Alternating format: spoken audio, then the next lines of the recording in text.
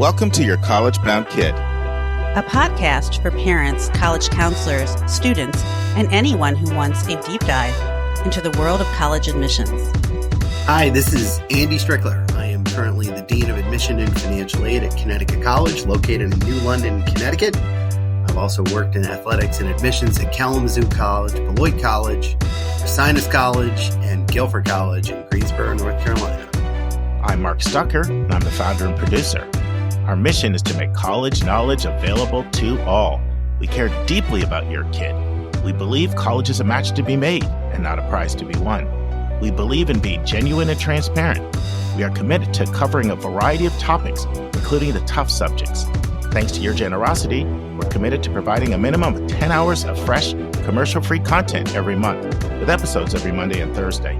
We have a variety of co-hosts because we believe and value diverse perspectives. You're our listening family, and we get great joy every time we meet with you as we do our best to give you tools so your students can soar and reach their limitless potential.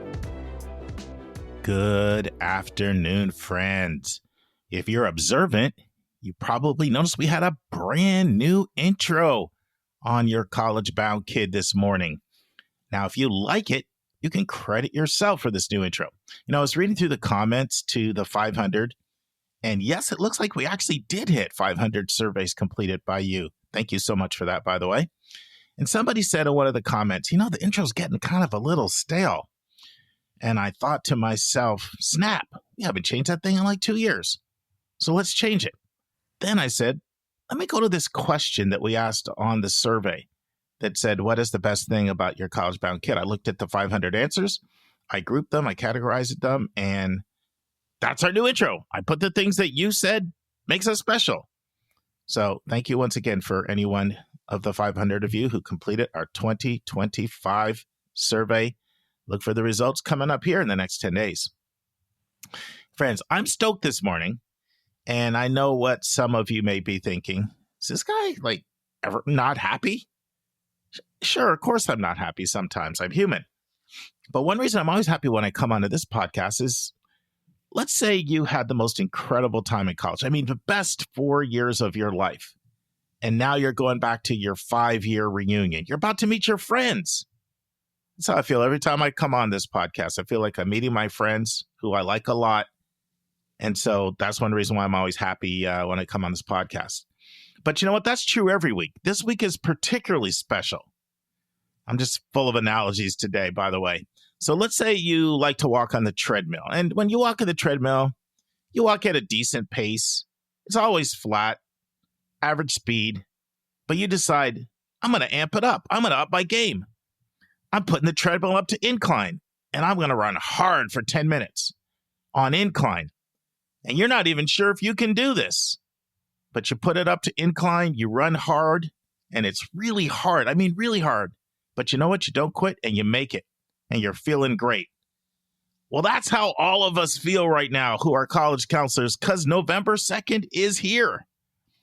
And as much as we try hard to get our students to get in everything early, I've just come to realize human nature to procrastinate. It's human nature to procrastinate. Some people need deadlines for motivation. And you can believe it. If you're a college counselor, your phone, your email will absolutely be blowing up from students, and or parents who mean very well and who care about their future. But I do honestly think at times they think you're their only student, in their mind. So no big deal to send you 3 essays 24 hours before the deadline, not realizing that if 12 people send you 3 essays, now you have 36 essays to look at in addition to all your other jobs that you're doing throughout the day. So when you survive, it's that celebration. But I will tell you, and maybe I'm a sicko here, I do get a kind of adrenaline rush from it. I get a kind of charge from really September and October in college admissions, when the pace just picks up really, really fast and there's a fusion of energy. But I will absolutely say this. I love it when it's over too. And I can go back to a regular pace. I think I speak for a lot of counselors. So today's a celebration day. If you can't be in a good mood as a college counselor, on November 2nd or November 3rd when you've taken that treadmill off incline and you've put it down to the normal flat and you're slowing your pace down, you might need to do an attitude check. Friends, before we get into today's episode, I have two very exciting announcements. I asked last week if anyone wanted to host Your College Bound Kid gathering in South Florida in February. I said, I'm going to come to Miami. I'd love to meet those in our listening family in the Miami area, do a Q&A, meet and greet. Immediately, a listener named Beth reached out. And so this is going to happen. Beth talked to her boss, and she secured a spot at their school.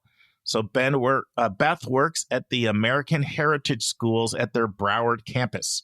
So we're going to do a Q&A, meet and greet with podcast listeners there in February. I'll be flying in. Details to come. Then I got to thinking, sure, I'm the founder and producer of Your College Bound Kid, but we got a whole talented team of co-hosts. I don't have to be the one doing these receptions all the time. So I reached out to Hillary and Kate with an idea. And the more we text back and forth in this group text, the idea just got better and better and better as we were chatting about it. So let me just get to the bottom line. If you enjoyed case studies that Hillary, Kate, and Grace did, well, guess what? They enjoyed it as much as you did. And guess what? They're up for part 2, but this time in person. That was the bachelor's version. But what if you're thirsting for more? What if you want the master's version? What if you have many more questions? What if you want to do a deeper dive? What if you want to know more about how decisions are made, how files are read? Got great news for you. If one kind soul in the Denver area will reach out, step up, and volunteer to host, could be Denver, could be Boulder, anywhere kind of in that Denver-Boulder area, then Kate and Hillary, and we're hoping Grace can also come, and they will do an in-person follow-up master's version about file reading. Now, this is going to be 2026. We haven't even nailed the month down yet, but we're thinking February, March maybe. But I'll let Kate, Hillary, Grace work out those details with you. Right now, I just need to know if somebody in the Denver, Boulder area either has a place they want to host at or access to a community center, school. I mean, I've done these in all kinds of venues, and all kinds of venues work well. Just reach out to me. I thought I was going to be able to give you 2 ways to reach out to me, but right now we're going to leave it at text 404-664-4340, 404-664-4340. I activated an email I set up a long time ago and completely forgot about it. It's yourcollegeboundkid@gmail.com. And I said, let me do a test on it just in case I give it out and it doesn't work and there's something going on with it. It was working for me earlier in the week. I hope to get those bugs worked out. I don't want you to send it to there quite yet. But hopefully by next Monday when I come on here, the bugs will be worked out and you'll have option of texting or using yourcollegeboundkid@gmail.com. And friends, we want to get that date on your calendar for the Denver event as soon as possible, because you could be a parent of a junior or a sophomore, and you could be thinking about taking a trip to check out CU Boulder in Colorado College, in Colorado Springs, or Denver University in Denver. Or you might be interested in Grinnell. I mean, Grace works the Denver market for Grinnell. So you could be thinking about taking a trip, and maybe if we get a date on your calendar early enough, you'll plan your trip around that date. You can go check out the colleges and then also go through our master's version and learn how admissions works, how decisions are made. And I'm hoping to also do a joint event with Susan in Philadelphia in either May or June. It looks like I'm going to be in Maryland in May. I'm going to be in Maryland in May for a conference called No Names Conference, really gathering of admissions professionals and college counselors, small gathering, 20, 30 of us. And I'm looking at shooting from there to Philly and then go visit my mom in Canada. So, but the details of that are yet to be announced. But I will say this, if you're in the Philly area and you would like to host, you certainly can reach out to me now, 404-664-4340. It's not too soon to begin talking about dates and things for that event either. You know how it is. Time flies by. All right. For today's episode, I'm going to answer a question from a listener. I'm going to share a few recommended resources with you, more than a few. It's more like a half a dozen. And then you're going to hear part 2 of 3. Heath Einstein, Vice Provost of Admissions at TCU, doing a deep dive on something we haven't tackled before, what colleges look for in teacher recommendations. But before we play the question, I do need to say a word about questions from a listener. You know, we love our questions from a listener. For a lot of my co-hosts, that's their favorite segment. But we just don't have capacity to handle them in real time. The question today was just sent in. It was more of an urgent one, and we get these sometimes. You need to know that our podcast is generally planned out 6 to 8 weeks in advance. We're sitting on dozens of questions that we haven't answered yet.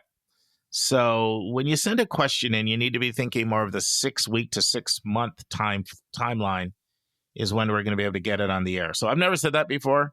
So anyone who sent in an urgent question, totally understand. That's on me. I've never really said that before, but I do want to let you know questions for a listener are really ideal for someone that can wait 6 weeks to 6 months for their answer. All right, let's transition and play the question. Hello, Mark. I'm a long-time listener, and I happen to have a urgent question given the November 1st deadline. I just read an article that left us very worried on what to do. The article refers to a DOJ memo given this past July 2025 to all colleges, warning them of the uses of potentially unlawful proxies, is how they call it, that could be used to identify, among others, minority students. The memo specifically mentioned the use of essay questions directed to background, life experiences, and overcoming obstacles. My son, indeed, mentioned his Hispanic background while answering one of these questions because it is almost impossible not to do it given it is an integral part of who he is and how he relates to others. Is this putting the admission readers in a pickle? Are they unofficially being told to avoid such students because of the potential scrutiny from the DOJ? As incredible of a situation that this is, what would be your best advice? To avoid such mention and rewrite the whole essay? In your private practice as a college advisor, are you telling your clients to avoid this subject in their essays? If it matters, all other questions and the Common App essay do not make any mention of this background or other area that is potentially risky under these directions. Please give us your best advice on what to do. So thank you for sending this in. And you are correct. There was a memo that went out. So let me briefly summarize it. July 29th was the memo. You know, this was after that Dear Colleague letter went out to everybody and kind of blew away college admissions officers, sometime before that. And the U.S. Department of Justice aims to chill colleges and universities from pursuing lawful activities that aim to advance racial equity, dismantle barriers to educational opportunity, and strengthen our campuses and our country as a whole. Now, the memo implies that college admissions essays, prompts about an applicant's lived experiences or their experience overcoming obstacles may be unlawful because it advantages those who discuss experiences intrinsically tied to protected characteristics like race or gender. Now, by the way, this is going to go to the Supreme Court. That went to the Supreme Court.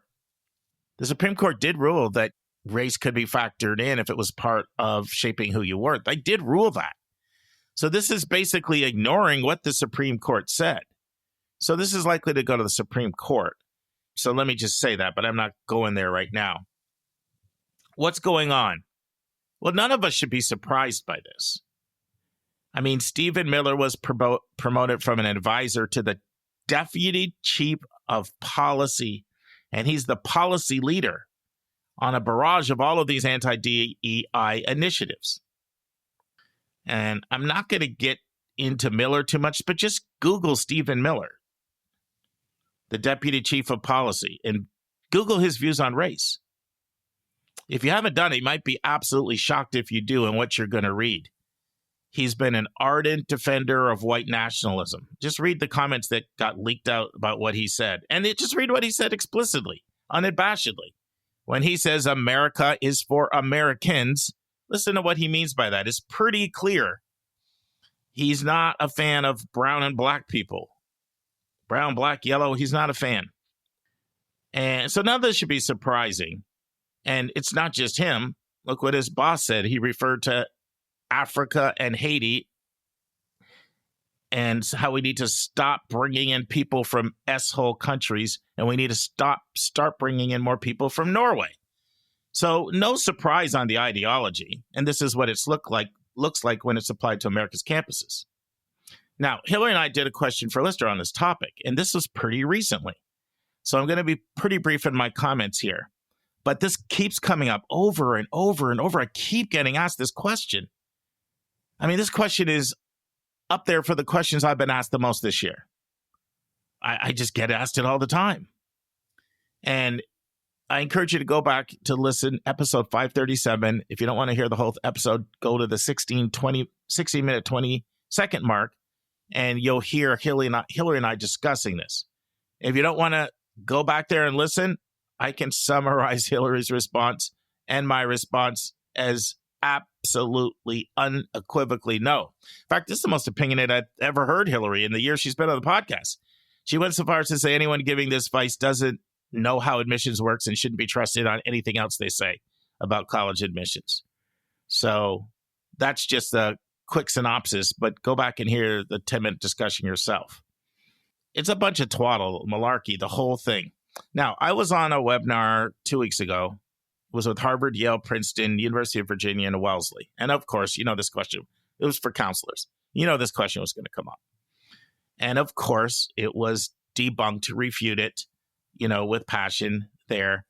You can kind of see a little bit sometimes in a way that you didn't before. People sort of conscious of not wanting to get themselves in any political heat, but they could not have been clearer on the topic. Now, the most common prompt I've read this year wasn't the infamous Why Us essay. It was some version of this. What communities have shaped you into who you are today, and how will you have impact on our campus? Everybody has a slightly different wording to it. When you're in admissions, you are extremely interested in that question. And this is not just about race. It could be religion. It could be your family structure. It could be your friends. It could be a job or a volunteer experience or a unique life experience you've had. It could be being a fraternal or identical twin. It could be living overseas for 3 years. It could be moving 5 times in 5 years.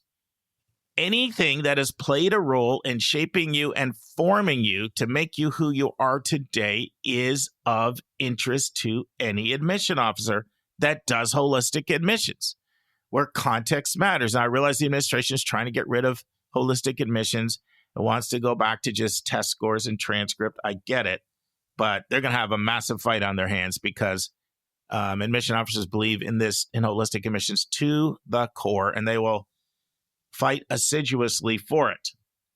Now, I'm going to try another analogy to see if I can make this land, if I can land this plane. Analogies are always risky. They're kind of high reward, high risk propositions. If they land well, then the lights go on. It's like you walk into a completely dark room and the lights go on. It's like, I get it. But when they flop, it's like you taking a big giant leap into a pool and doing a belly flop. They flop bad and they hurt. So let me give it a shot. So let's say you're Caucasian. You're a female and you've dated 8 different guys.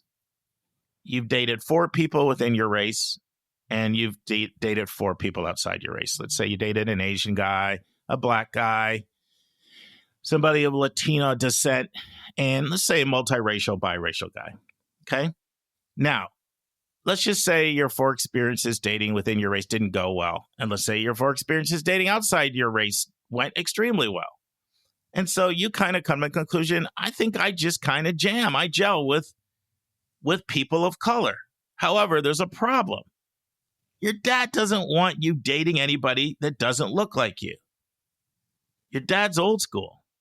So your dad comes to you and he says, I don't want you liking people or dating people outside of your own race. Now, here's the question. Is dad going to change you? Or is dad just going to make you be very careful about what you tell him? Are you going to stop liking guys outside your race because your dad doesn't want you to be attracted to guys outside your race? No, you're not. But you're likely to be very careful about what you tell your dad. That's a lot how I see this. This issue goes to the core of what schools believe. For them, it's mission critical. They believe that people learn best in non-homogeneous settings. They believe best when people are exposed to people with different experiences, economics, race, religion, ethnicity, interests, both academic interests, hobbies, all of that stuff. They believe that's what develops critical thinking, as it forces you to think about how you were raised and be exposed to how other people were raised. That's what prepares you to be able to build relationships with people who are very different with you because you get exposure to that. So this goes to the absolute core of what schools believe, especially schools that practice holistic admissions. Now, that might sound fair from your vantage point, or that may sound unfair. But if you'd worked in a school, you would believe it to your core because you would have actually seen the magic happen. Share a story with you. I used to be over multicultural recruitment when I was doing boarding school admissions. And a lot of the times I had a really big budget I was working with because I was able to go in and recruit gifted and talented, under-resourced kids, many of whom are students of color. And we would spend like a lot of money as a school, as an institution on this. And then there was some serious talk about us making some budget cuts to not bringing in as many kids that needed really large aid awards. So we're looking to cut some of those out. Now, I also was over our matric survey. So matric is short for matriculation. So it takes a look at our matriculated students and what they like and what they don't like about the school. So I was going through the survey and I noticed how many people had commented on how they'd been transformed by the diversity of the school and living with people who are completely different than them. And of course, they were giving example after example after example, was transformational. And if they would have stayed in their own suburban enclave before they came, to the boarding school, they would have never met such and such person who was extremely interesting and challenged them to think. And so I presented this data, to the powers that be. And it was so compelling that they decided to not make the cuts to the budget because they were able to see the value, the transformational value that was happening in the lives of students. So when you've lived in a school, you've seen it. And you believe in it to your core. So they can try all they want, but they're not going to change how schools think, and they're not going to change how schools value, what schools value. Now, here's what they may be able to be successful at. They may get a school to change their prompts because somebody may say, well, I don't want to be in the harm's way of the administration. That's too much power. That's like 1,000 tons coming down and landing on me. It's going to crush me. So they may get them to be more covert. They might even tell admissions committees to not have certain conversations when you're discussing kids because you never know who's pushing a recorder and who's going to go run to the Wall Street Journal or the New York Times. They might even get covert, but they're not going to stop individuals valuing having different experiences and learning about how the different experiences, whether they're racial or any other thing, have shaped you and made you who you are today. So yeah, if you're just going to try to say, hey, I'm Hispanic, I want you to know I'm Hispanic. That doesn't mean squat. It's all about how the forces in your life have shaped you and made you who you are today. And so I'll say to you what Hillary and I said back on that episode that I referred to earlier. Continue to tell your story. All 5 of the admission representatives reiterated that when I was at the thing with Harvard, Yale, Princeton, Wellesley, and UVA. If your race has impacted, influenced you, and made you who you are today, we want to know about it. So hopefully that was helpful. We're talking apples and oranges between whether a school even ask the questions and whether or not they want to know about how your background has shaped you and made you who you are today. So hopefully that was helpful. Let's transition to a few recommended resources I want to share with you today. Remember when I used to give out recommended resources every Thursday and a big number and an admissions tip? Well, guess what? I'm going to start that again with episode 600. Just took a little reprieve, but it's coming back. I'm going to do it on Monday episodes this week, starting at episode 600. Last time they were on Thursday's episodes. But that's 16 episodes away, and I haven't done them in a while. So I'm going to give you a bunch today, some really good ones. So one of the questions I also get a lot is, should I self-report my SAT scores? Should I self-report my ACT scores? Or should I send in official scores from the College Board or from the ACT? This question comes up a lot, and it can be confusing because some schools allow self-reporting, some schools don't. If you don't self-report, you're paying about $15 to the College Board for every score that you send, other than the first 4 they give you free, but you got to indicate those scores when you sign up for the test. The 4 free ones you want sent. A lot of people like to see their scores before they decide whether or not they're going to send them. And then the ACT, they're more of that $18 to $20 range for you to send scores off per school. So the whole idea of self-reporting, shout out to Colby College, started in 2016 when they're like, why are we making people pay whatever, let's just say $15 times 12, $180 when nobody really needs your score if you're not going to that school? Why don't we create a system where we allow students to self-report, and only when you matriculate at a school will they ask for official scores? Students are not going to lie because we've got the accountability. If they lie, we'll rescind their acceptance. And we can save families, $200. And $200 is nothing to some families, but it's a lot to somebody else. So self-reporting started with Colby College, and it took off. But not everybody does it, so it can be confusing. Do I self-report? Do I not self-report? Well, Compass Prep was founded by Adam Ingersoll, and Adam does cutting-edge research. We probably need to have Adam come on the podcast. His voice is one you should be familiar with when it comes to test scores. He put out recently a link to all the schools that allow self-reporting of SAT and ACT. It's really good. It kind of breaks them down into different categories.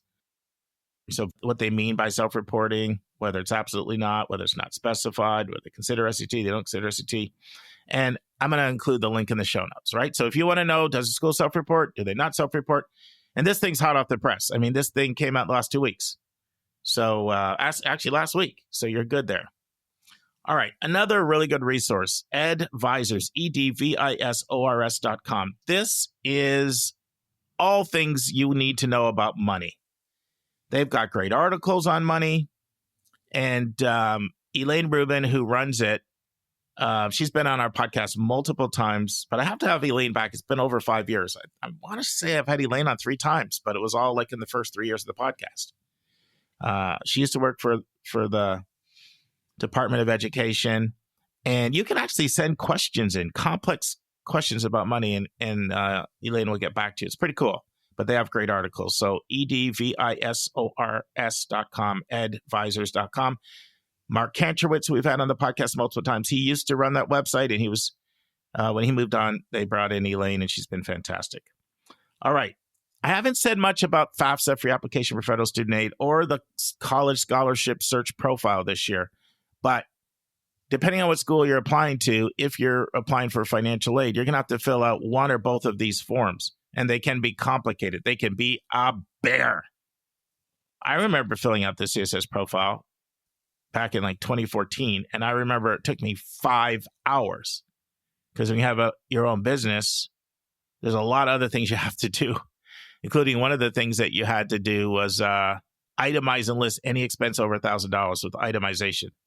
I mean, it was a lot. So, now that's the info gathering section after you do the profile. But it's complicated. And every time I talk to families who do this thing, it's a bear. I remember this dad I worked with back in 2014 again, and he started looking at the profile and he was like, can you please give me schools that don't ask for this form?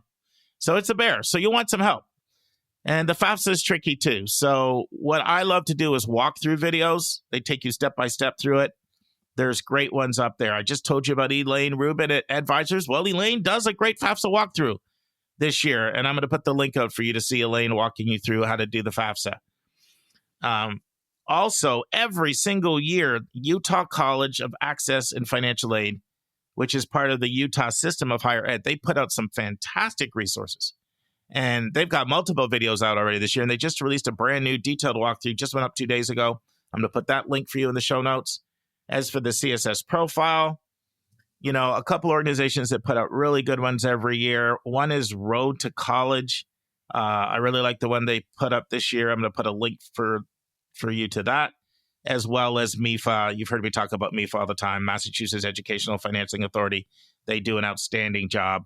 I'll put up those walkthroughs, and I recommend you actually have your CSS profile out. Maybe it's you and your student, and you start going step by step through it as they take you through the walkthrough.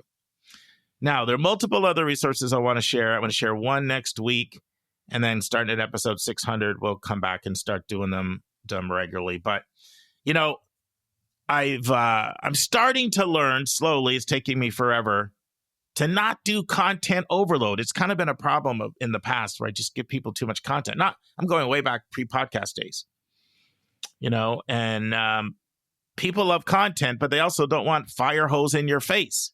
So I think 5 or 6 enough for today. Anything else will be overwhelming. I'll put the links in the show notes. And besides, I have to stop because I know you can't wait to hear part 2 of 3. Heath Einstein giving us tips on Teacher Rex. So let's transition now and dive right in. And now this week's interview with a special guest.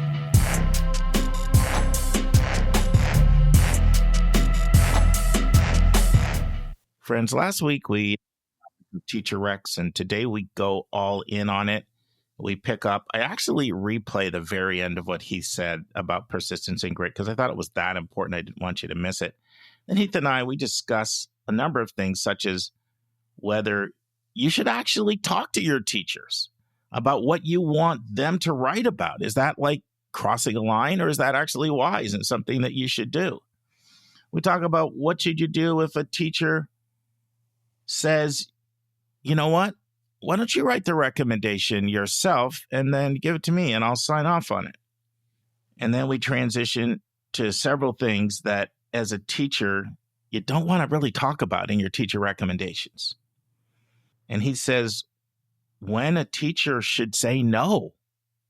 And as a student, you need to look at it this way. If someone gives you a cold response, if you ask, how should you interpret that cold response? Hope you enjoyed part 2 of 3. Listen and enjoy. We on the college side have done a very poor job of helping students understand that it's okay to just be a typical teenager. That because there have been tombs written about the great college essay, and typically it involves, or at least often involves, overcoming some massive odds to achieve something. The lesson that the student takes from this, and I completely understand why, is that trauma needs to be your currency in the admission process.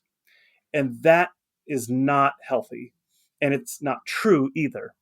So I want to talk carefully about this because not every student has experienced a massive obstacle that a teacher is necessarily going to write about. But having said that, we all experience something, right? We've all had that moment in high school when we just lose it because a confluence of events have led to us not being able to turn something in on time, or we just can't take the stress of these external expectations that society has put on us, or that our parents have put on us, or what have you. And so if a teacher has observed the ways in which a student has overcome some obstacle, that's wonderful. So let's take as an example a student who broke a bone playing a sport. That happens all the time. Every day on high school campuses across the country, students break their bones playing soccer or basketball or baseball or whatever. That has at minimum two effects.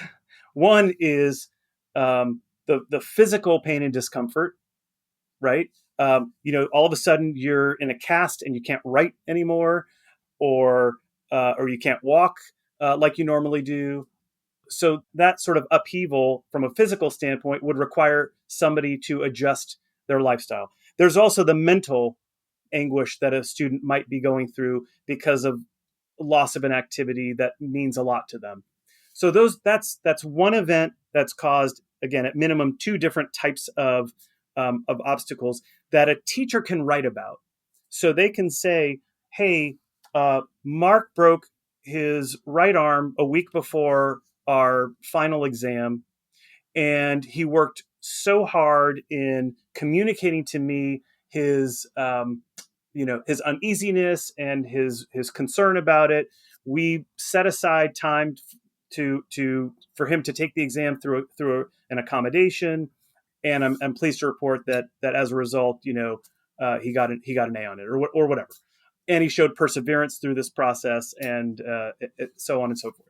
So that's a specific example. If you've got something like that, if you've had a student who's had that sort of experience and you can speak to that, that shows a sort of resilience that everybody's going to need in college. It doesn't matter who you are, what you plan to study, whether you have privileges or not, you are going to experience obstacles of some kind or another when you're in college, and having a demonstration of resilience coming into college is helpful. So that's why I really encourage teachers to draw upon that if they've observed it. Yeah, and it'd be the same thing for exceeding expectations, right? It would be the similar kind of thing, right? Yep. Like, story of the amount of research the student put in for this project that went above and beyond, kind of thing. Yeah, absolutely. Again, it's all about, and you're noticing a theme with all of these themes. It's all about us trying to be able to envision who that student is going to be once they're here. No, it's great. And I really appreciated you taking that time to unpack the danger of the mindset that students have. We've talked about it a lot on the podcast, but we've talked about it in an essay writing context, the trauma drama, right? Yep. And how many times students come to us and say, back to just a couple of weeks ago, I talked about someone that said, I'm just a white kid from an upper middle class suburb, so what do I have to say? Or how many times people will say, I haven't been homeless, like I'm screwed. Like, this is like, I've never lived in a car. Like, this is the mindset a lot of people feel like, how can I compete with that? Right. And they'll say it in some sort of, glib way or just an offhanded comment, but they really mean it. And it really is. Oh, yeah. They're concerned about it. Oh, yeah. So that's why, I'm glad, because we were talking about overcoming obstacles. I'm glad you unpacked. This is not the expectation that you have to have this kind of thing. Right. So I've shared with you, Heath, a form that I use, and I want some honest feedback from you. Feel free to criticize me. No, I mean that. But first of all, I want to talk about the concept. So I'm so convinced of the power of all the stuff we're talking about. And so many times it's not always what you get. So one of the things I've elevated when I'm talking with my students about what makes a good rec writer, there's the stuff that you would say, who knows you well, who likes you a lot, who taught you in a core class, and these kinds of things. But it's who can you have a conversation with, and who would be open to you sharing, what I want you to do is tell any story about me in any of the following areas. And the areas I've listed are love of learning, class participation, how I work in groups, seeking out extra help, showing grit and persistence, showing positive leadership, demonstrating integrity, helping other classmates, how I've grown as a person or scholar, what I'm distinctly good at, or any area where I stand out for being exceptional or unique, or anything that that will help an admission officer get to know me better. First question for you, does that feel fair for a student to ask a teacher that? Or and I understand how it can be awkward. That's a whole other thing. That's a whole other conversation. But from your standpoint, does that feel like a fair request for a student to ask that? And is there anything in there that maybe you would not want that I shared that you feel, you might want to skip that point? No, I don't think there's anything to skip. I guess I'm going to ask you a question Sure. before I Sure. actually answer, which Yeah. Yeah. is this, do you recommend that students send this to the teacher before they formally ask them? No. Is this the ask? This is no. So they've already secured the commitment. Got it. Okay. They've got the commitment. And then you say, if you're comfortable, I'm not asking you to do anything you're uncomfortable with, but you know what I would love more than anything is for you just to tell a story or share a quick snippet of if I've demonstrated excellence in any. So you're basically asking for the example as opposed to relying on the fact that you're hoping that the teacher will know to do that. Yes. Okay. So now that I have that context, I think it's great. That's exactly what I would do, as opposed to this being the ask, where it sort of comes out of left field. And I always wonder now if students, because COVID threw everyone for a loop, and perhaps it's also a generational difference, I wonder if students are more inclined now to ask over email anyway, as opposed to in person. Like when we were in high school, you asked your teacher face to face. And I don't know if, and maybe the teachers have come to just expect it, that it's okay to come in an email now.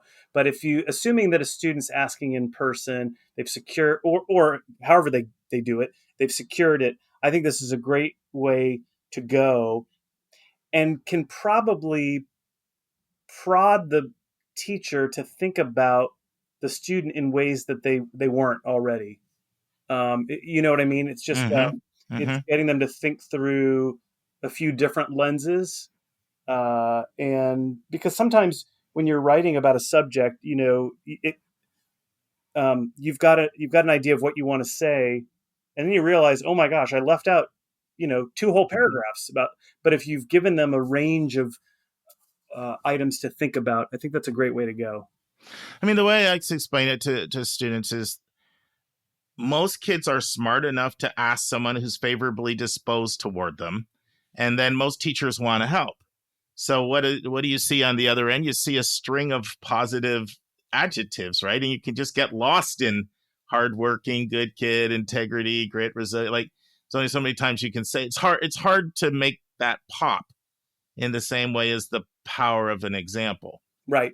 Well, and sometimes what I've seen is a teacher respond by saying, I'd love to, and maybe you could share a few of your favorite stories about the class. So I think the point being is this can actually start a dialogue that could lead to a fantastic letter.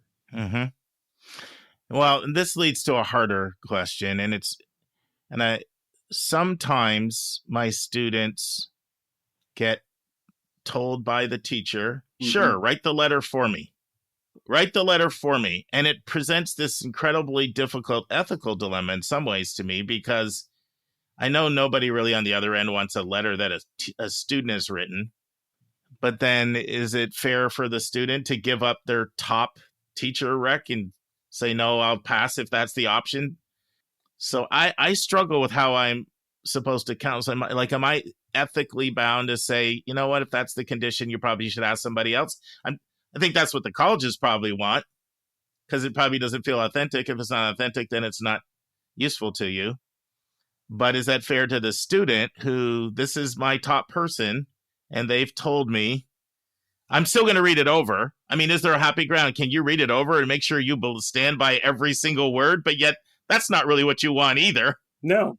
So put your counselor hat on. And you've done this job. You've been on this counseling side twice, decade or so.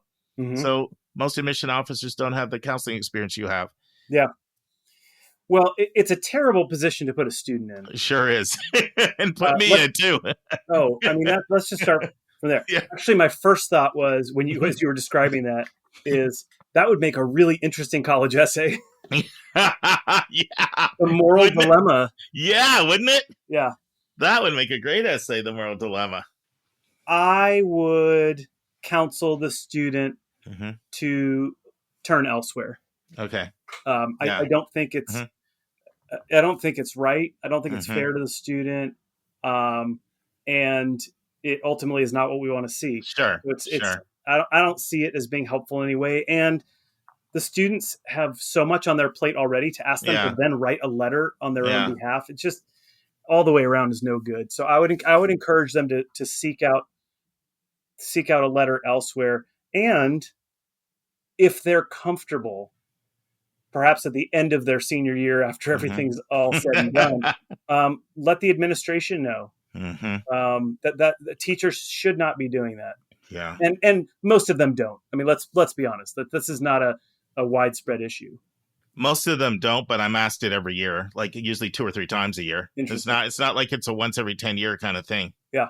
So, yeah, it's good. I like that.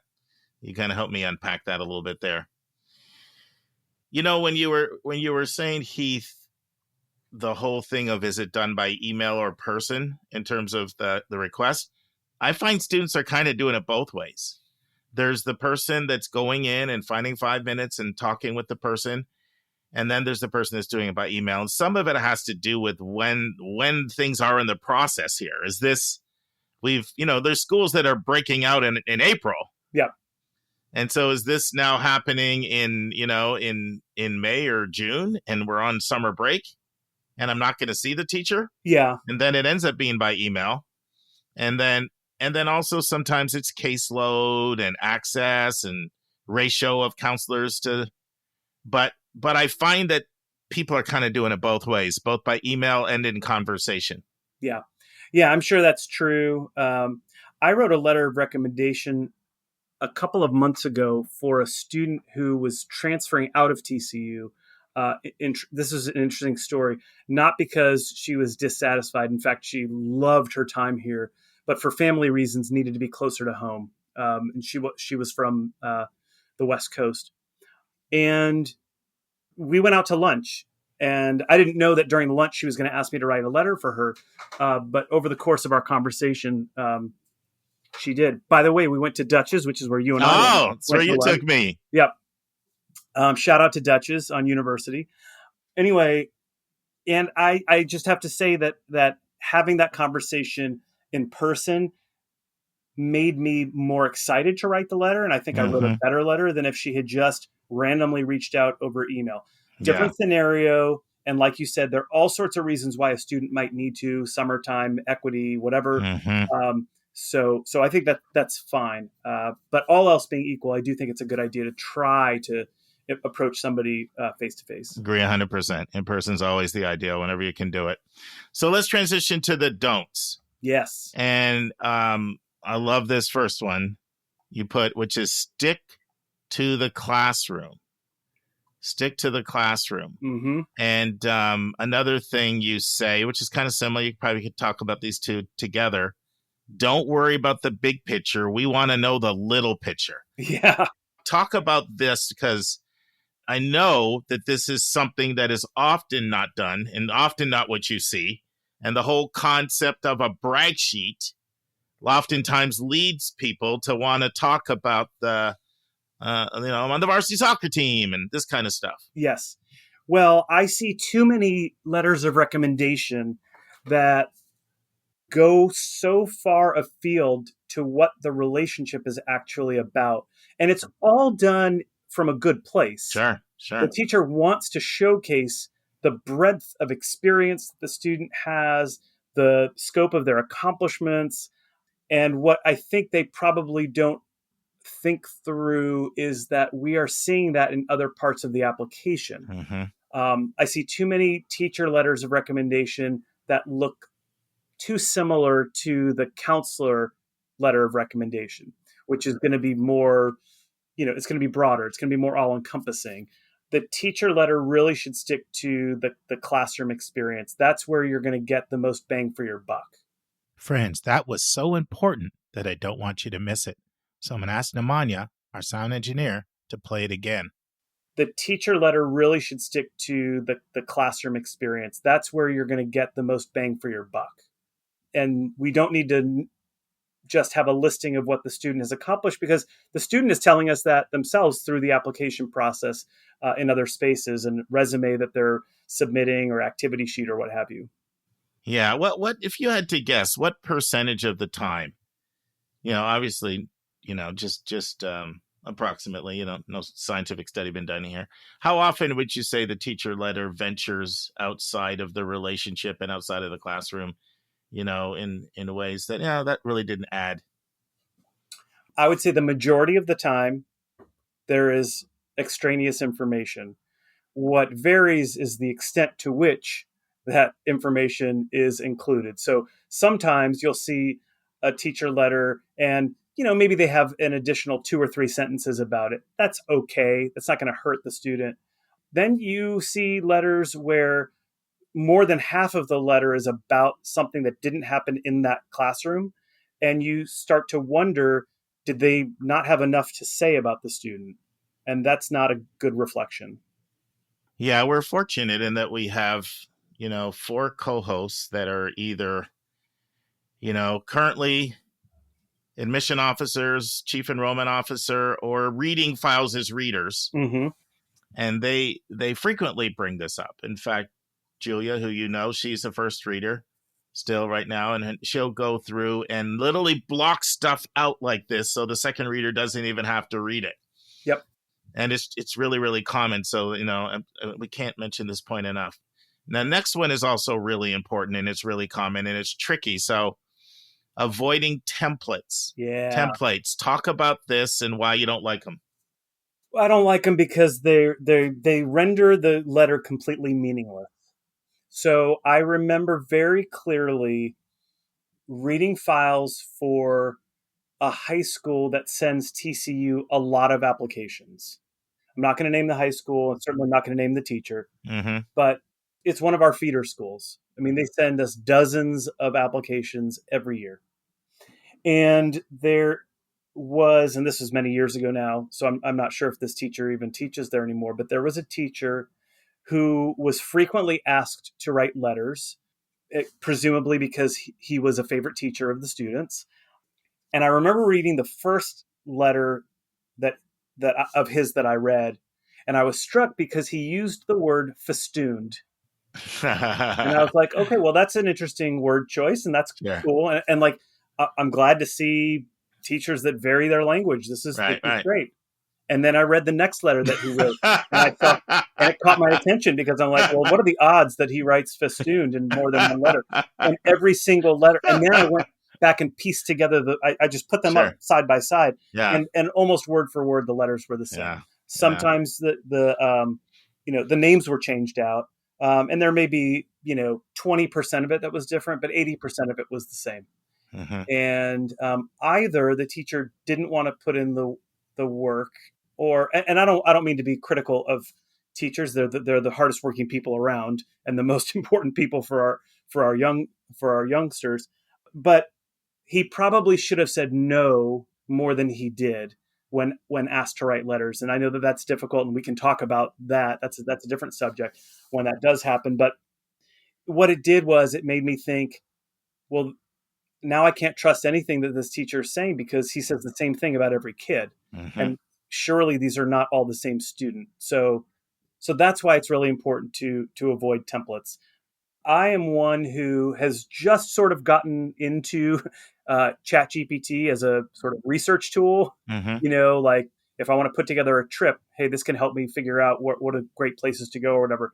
But I have not gotten to the point where it's writing my letters or my emails for me. I know a lot of people do that.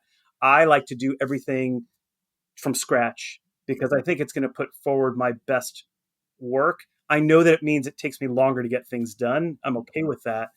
So I think that it's really in the best interest of students if they don't get these templated letters. Sometimes, like I said, it's absolutely word for word. Sometimes it's just chunks, but those come across too, and doesn't reflect well for the student. And you talk about avoiding template themes as well. What's the difference between a template and a template theme? Well, a template is literally just like a Mad Libs, right? Mm-hmm. And you're just filling in a blank, like a verb here and an adjective there. Templated themes would be like, first I'm going to talk about the course I teach. Like most of it's the same. The first paragraph is going to be about the course I teach. The second paragraph is going to be, what the student was, wearing the first day of school. The third so it's different, but it's so similar that, and this is just like I'm playing armchair, psychologist here. It makes it hard for the reader to distinguish between students if even thematically they're similar. So that's where I say sort of starting from scratch. Of course, there's certain elements that you need to get in, Mm-hmm. right? We talked earlier about the importance of describing the relationship and about citing specific examples, but you don't have to do it in such a way where the reader could almost guess how the sentence is going to end or how the paragraph's going to end. Mm-hmm. You know what's hard? This is kind of one thing I encounter a lot is my students encountering resistance sometimes to what I shared earlier with you, sort of the example, because a teacher has a template. Mm-hmm. And this is their thing, and they've got the template, and sometimes they're really dug in on that template. I mean, it's probably an efficiency thing, and they have no idea how it reads on the other end. Well, I think also that they probably aren't putting together that there are many students from their school who are applying to the same colleges, because most students don't end up at the same colleges. Yeah. So they're not thinking, and why would they? This is not Sure. their area of expertise. So Sure. why would they assume that the same person is going to read 5 different letters that they wrote?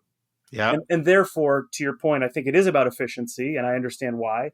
But it's just when I do this workshop for faculty in high schools, they are really surprised at some of the things that I'm saying, but they're also appreciative. Sure. No, they want what's best for the students. Another point in the don'ts you bring up is avoid cliches and platitudes. Talk to us what you mean by that. Oh yeah, we all do this, right? We use cliches all the time. So I'll give examples, and I use this in my. You've seen this because I've shared the presentation with you. But like, I had this one example where, I mean, how many times have you heard a student described as an outside the box thinker? Mm-hmm. Right? That's not an uncommon description. Although how many people could if there were so many people outside the box, then where is the box? That's right. In fact, I remember when I retired this saying. It was about a student of mine, this young woman named Lily, who's now grown up and married.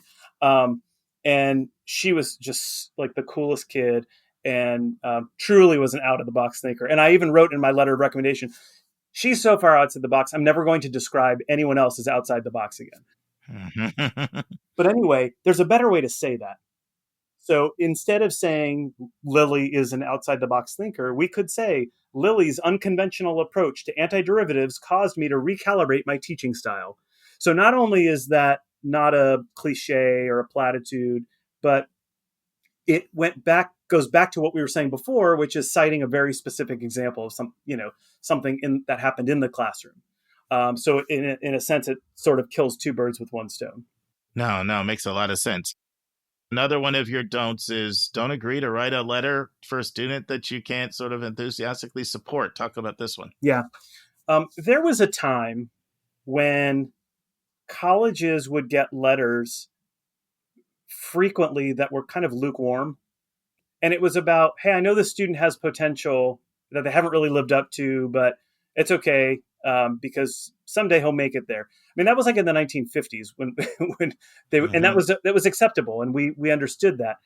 Nowadays, it's sort of the expectation that students are going to have really good letters of recommendation. That doesn't mean that you can't talk about weaknesses that a student has overcome. So not everybody's. This isn't Lake Wobegon where everyone's above average. Like it's okay to not have everyone be an A+ student all the time. But what we don't want to have is a teacher who is in the process of writing for them actually harming the student, and that harming their chances of admission. And so if you are a teacher and you feel like, look, I like this person, but there's just nothing I can say here that's going to contribute to them seeing a positive outcome, then the teacher should politely decline and allow somebody else to write on behalf of the student. And that is difficult to do, and it is certainly difficult to hear. So if you're a student and someone says to you, I think it's in your best interest to get someone else to write for you, a painful lesson, but, this is where you as an advisor can come in and say, you know what, it's better than getting a letter that's going to work against you in the admission process. Friends, this concludes this part of my interview on Teacher Rex with Heath Einstein. I hope you join us next week for the next part. On Thursday's episode, Andy Strickler's back, and this time we're discussing which AP classes are the most rigorous, which ones are in the middle, and are there any that are kind of AP light? It's a 2-part series I did with Andy that will run over the next 2 Thursdays. I've been wanting to do this one for a while. I think you're going to enjoy it. Then we start a brand new interview, and it's with Stephen Master, and it's all about how careers in sports are absolutely blowing up. And when we did something like this a couple years ago in cybersecurity and how those careers are hot, well, so are the business of sports. And we could not have a better expert you're going to hear from. He's got serious experience with ESPN, the NBA, and many, many other entities. And he's talking about how you can break into careers in sports. And so that's a brand new interview. And for our college spotlight, more new fresh content. I'm interviewing one of my former students, Carmen Chavez, who you met 5.5 years ago.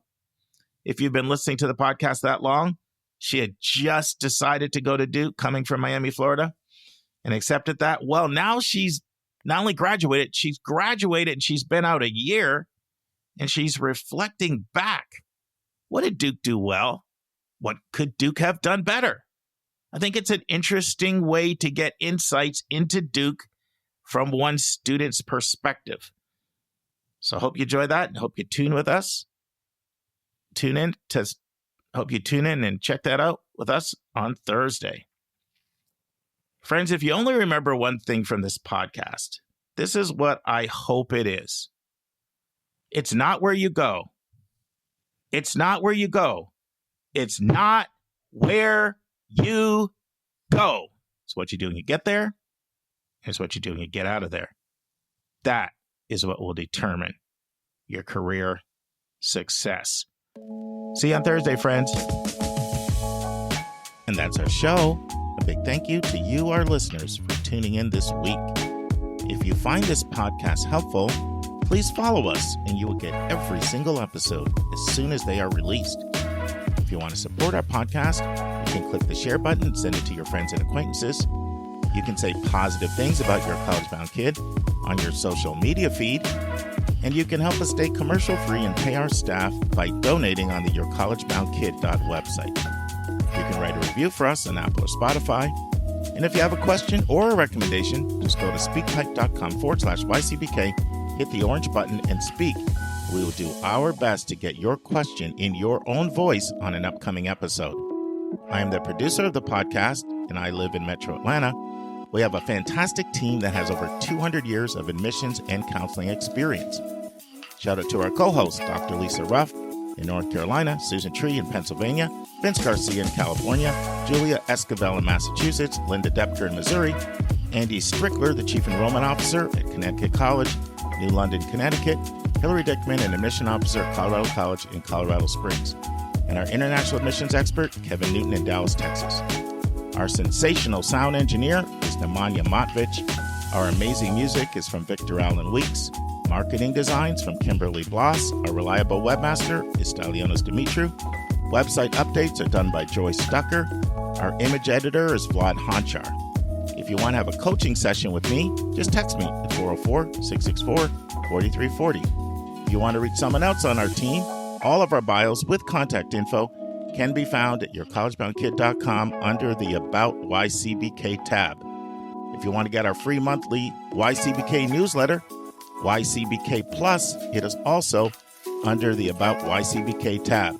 If you want to see our recommended books and websites, they are on our website under the Resources tab. While you're on our website, check out our hundreds of interviews in their entirety. Check out our college spotlights, our blog, and our upcoming events.